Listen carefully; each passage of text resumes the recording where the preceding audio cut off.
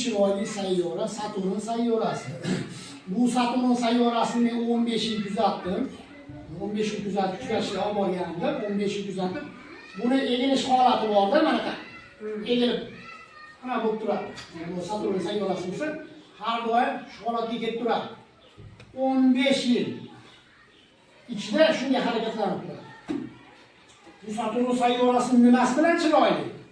Halqasi bilan. Halqasi bilan. Halqasi shu qadar chiroyliki, halqasi qachonki hozir mana ko'rinmay qoldi halqasi.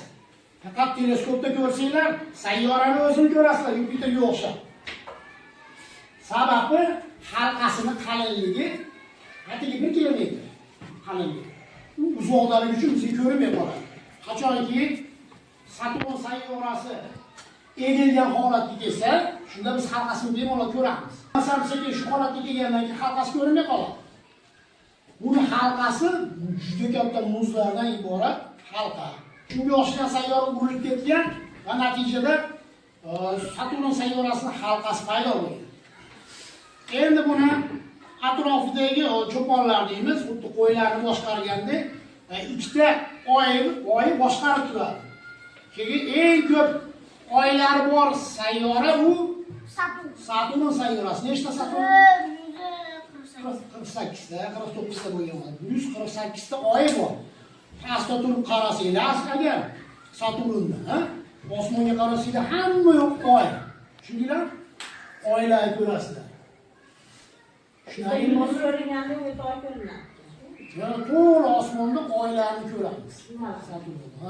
Katta, kichik, bir xillar qarishga o'xshaydi, imomga o'xshaydi. Qolganlari tumoq. Bu yerda Saturnning eng bitta qiziqarli oyi bor, Titan degan. U yer shu qadar gaz ko'pki, agar Yer sayyorasi u yerda gazlar tortib keladigan bo'lsa, millionlab yillarga yetadigan gaz bor bu yerda. Shundaylarmi? Metandan tashkil topgan. Keyin sayyoralarning hidi bor o'zini. Oydan kuygan temirning hidi keladi. Buni kosmonavtlar qo'ygandan keyin raketaning ichiga kirib, usti-boshinglar hidlasanglar, mana usti-boshi skafandr hidlasanglar, temirni, tushib ketgan temirning hidi keladi. Eng sassiq sayyora qaysi? Uran sayyorasi. Uran sayyorasida sasiyan tuxumning hidi keladi. Eng sovuq sayyora qaysi edi? Uran sayyorasi.